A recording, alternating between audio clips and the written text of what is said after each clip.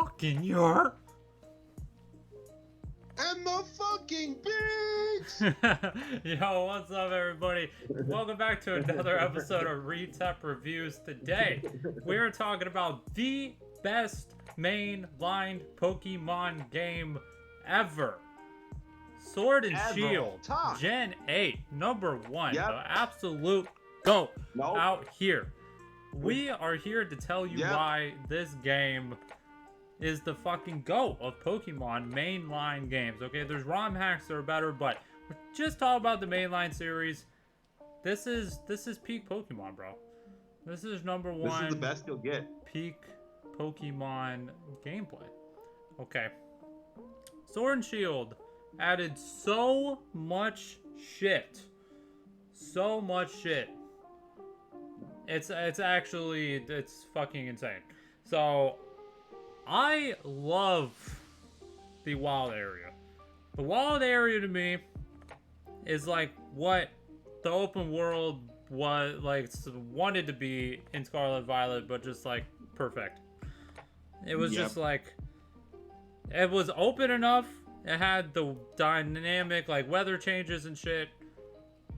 It had, you know, that open world-esque exploration, but it was still like linear with its routes and stuff, to where, you know, there was still a sense of progression, one thing after another, and not this whole like not this whole like can do anything whenever, but there's still a certain route you have to take because the game doesn't fucking scale with you, ass fucking stupid shit. Scarlet and Violet. Gen 9 has no routes. No routes. No, there's... You just go wherever. There is no Route 1 Pokemon counters. There's no... You just go. Yeah. No trainer battles even needed. We're gonna get into it. You know how much shit this game added to Pokemon? Like, just in battles? Like, let's talk about all the shit added just in battles. Okay.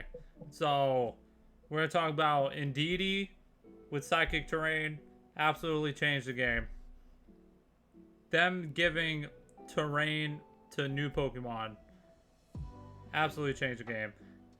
Between Indeedee, Rillaboom, them being like two of the best Pokemon, that's fucking great. Like Urshifu, still one of the best Pokemon. Dragapult, it's fucking awesome pseudo. Leon is the best champion. Oh my god. Leon is the best champion. He's better than Cynthia, guys. I said it.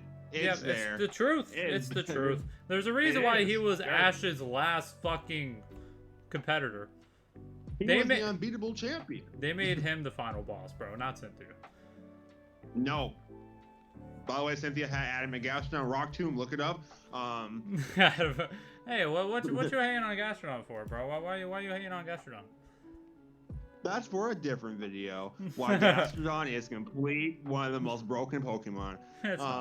Anyway, like this game added you could PC anywhere. You gotta open your box anywhere, anytime. This game added that. This game added where you can change your moves at any time. Move relearner. Anywhere. No more heart scale bullshit. This game added that. Like, that's fucking incredible. Like, the quality of life, the additions added to this game, nobody talks about that. Everyone just wants to talk about, like, did you see the fucking turnaround Zamazenta animation? Zamazenta look janky, turnaround. The trees look bad. Like, sorry, bro. If you're playing Pokemon just to look at some trees, the trees look like ass in every game, by the way. Hey, don't. Let's, 2D. Let's, you know, yeah, let's. I never understood that. Let's discuss that. Was the Zamazenta turnaround animation great? No. But does it matter? Not at all. Absolutely. Not at all. Absolutely like, not. And, but I think what separates this game from the other ones, and the reason why I played it so much, there's two things. VGC competitive Pokemon during this time, in my opinion, was so peak. It was so good. Dynamax is the best gimmick they've ever added from a competitive Pokemon standpoint. It's the most fair. Anybody can Dynamax. There's so much strategy, so much that you can do with Dynamax. You can change the weather. You can change the terrain. You have speed control. Make your team faster, lower their speed, lower their defense. You can boost yourself. Like, all the weakness policy strategies, Colossal being a thing. There's so much shit you can do with Dynamax. Made it so creative, made your team building so creative all the time. Like, people were just kept trying to find new ways to innovate, make new teams. Like, it was the most fun I've ever had playing competitive Pokemon was this generation because of Dynamax. Dynamax, just so good. There's so many clips that you can look up of people just doing insanely big brain shit. And I think one of the clips, one I always think about is that fucking Wolfie clip where you Dynamax Whimsicott to set up Misty Terrain. Nobody ever Dynamax Whimsicott as support Pokemon, but he did it to set up Misty Terrain so then his attacking Pokemon wouldn't get burned. Shout out to Wolfie. That was like, you know what I mean? Like, that's insanely big brain. That won him the match. That's the creativity of Dynamax showing through. Like, there's just so much you can do with Dynamax that made this game like so good. Any Pokemon can be viable. Like, yeah, awesome. This game's great. The biggest bang the competitive shit was so good. And the other thing was the Dynamax adventures were so fucking fun. Like, yes, it's in the DLC, but it is so worth. It's the most fun I've ever had playing a mainline Pokemon game.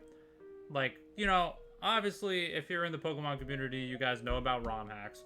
ROM hacks, if you're trying to play, like, do a playthrough of a game, ROM hacks are superior to the mainline product. But Dynamax Adventures with your friends, teaming up, take down legendaries, that was super fucking fun. They were strategic because you got random ass mons all the time. You had to come up with new strategies on the fly. You had to support your team. You had to do actual Pokemon strategies. Like, Dynamax Adventures were really, really fun. And you got to catch legendary Pokemon. I mean, the DLC, this was the best Pokemon DLC, and this is just a good DLC in general. Like, Crown Tundra was lit. Crown Tundra was lit. So good. Was amazing. Well done. Happy, like, couldn't ask for more. Isle of Armor, I get why you can be let down a bit. Well, where was the dojo shit? Was in the DLC where you had the monotype dojo thing? Now, yep, and that was Isle of Armor's best. That is such an underrated game mode. I feel like nobody fucking knows what I'm even talking about. Nobody knows. But there's a mode in the Isle of Armor DLC where you at the dojo and you're they give you you can only pick 3 Pokemon and they have to be of the same type. So you're like mono-locked and you have to like go through these, it's like 5 rounds of trainers. It's like 3v3 battles and you can only heal your team twice. Like during like the 5 rounds or whatever. So like you have to, it's really, really tough, and you really have to know Pokemon. You got to know what you're doing. You got to pick the right 3 mons that have the good synergy switching, but you're locked into one type. And so you got to know after which battle do you want to heal? Can you afford to fight another battle at half health or whatever? Like, it's really, really hard. It's really, really strategic. If you try to beat that shit, try to beat the dojo maxed out, like, you know, with every single type, that's tough. And I thought that was really, really cool. But I knew nobody that played it besides me. I would stream it. I would play it. And everyone's like, what the fuck you're doing? What are you even playing? What is this? I'm like, this is in the DLC. They put this in. You don't know what it is. Try it. Like, it's really, really cool. Nobody knows what I'm even talking about. Nope. But cool ass game mode. And the fucking DLC, it was just so good. The DLC Pokemon they added are fucking broken. Oh Calyrex is broken. Calyrex is, God, the horses. Amazing and Urshifu. Pokemon. The Isle Armor added Urshifu. And then Yeah, that horses. So, yeah. Between VGC and the DLC, just puts this game over the top. So many people don't like it because of the graphics. A lot of people didn't like Dynamax because, I don't know, they thought it was too overpowered. It was literally, it was like bigger Pokemon, now bigger, stronger moves. That's the thing. They just look at, oh, it's just big Pokemon, but in a VGC like strategic way, it is so much more than just big Pokemon.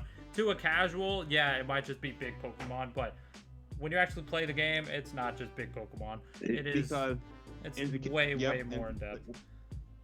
In a casual, you did the gym fights, by the way, which are easy if you Dynamax and just spam the strong moves and knock out the trainers. But if you don't Dynamax in the gym fights, they get challenging and fun. Yeah, this is the only way. The only way to really play this game is no Dynamax. Like if you're actually doing a playthrough of this game, if you're trying to make it fun, don't Dynamax. Would heavily recommend not Dynamaxing. So, yeah. Anyway, this is a super underrated Pokemon game. It's the best mainline Pokemon game. It's not the best ever if you're counting ROM hacks, but if you're only counting the mainline Pokemon games, this is the peak. This is absolute peak. I love this game. It's the most time I've ever spent playing a Pokemon game, and couldn't recommend it enough. Give it its flowers, and let's hope Gen 10 fixes whatever the fuck Gen 9 gave us. God, please, Gen 10, learn. Gen 10 take your time. Okay. So anyway, thank you guys so much for supporting the channel, man. If you guys have more underrated games, hidden gems, or underappreciated games, let me know in the comments down below. Let me know what you guys think of Sword and Shield, and I hope all you guys have a great rest of your day, man. My name's Retep, he's Icy, and take care, everybody. We out this bitch. Sir. Peace.